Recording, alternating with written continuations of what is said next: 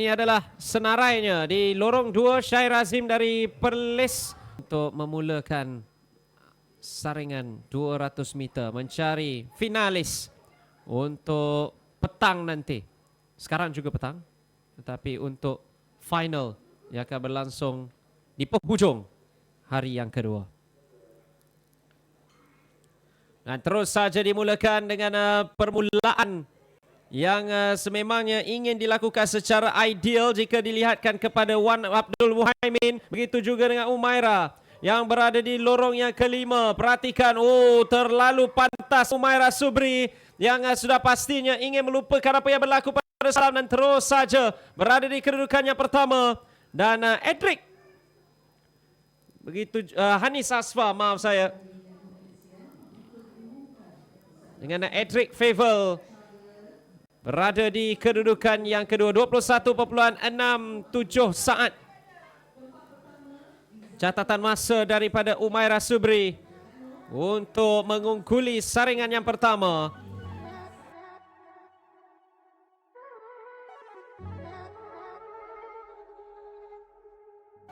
Dari Umaira 21.66 saat. Itu catatan masa daripada dirinya. 15 saat. Dan itu adalah top 2 dengan Chen Desian.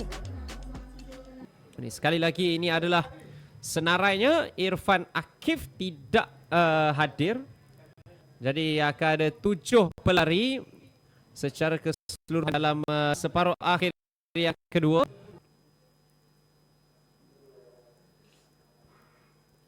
Dan terus dimulakan untuk saringan yang kedua, 200 meter. Perhatikan keberadaan Emir Rashid itu. Sambil itu di lorong yang kelima, perhatikan Danish Irfan yang terus saja ingin memintas kesemuanya sekali. Dan perhatikan pada lorong yang ke-8, Haziq Mat Akhir. Beliau yang cuba untuk memecut pada 100 meter yang terakhir dan akan terus berada di kedudukan yang pertama. Haziq Muhammad Akhir, jika dilihatkan pada 70 meter yang terakhir itu, walaupun nampak pada satu ketika Emir Rashid ada permulaan yang cukup baik, Danish Irfan juga diselekoh. Jadi ini adalah kedudukan.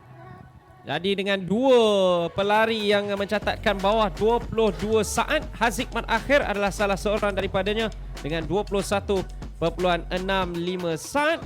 Jadi untuk separuh akhir yang ketiga, separuh akhir yang terakhir, Aman Azran di lorong yang kedua. Dan terus dimulakan untuk saringan separuh akhir yang ketiga bagi acara 200 meter lelaki.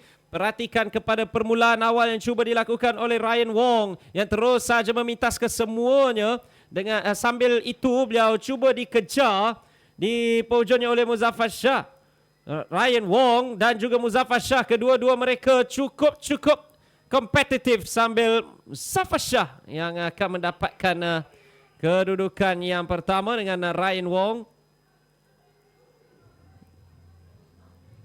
Jadi Muzaffar Shah kedudukan pertama dan Ryan Wong yang tampak mendahului setelah 100 meter yang pertama. Jadi catatan rasminya Muzaffar Shah 21.86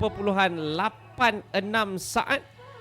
Dan beliau akan menjadi wakil Sabah di final nanti, sambil Ryan Wong 21.91 saat.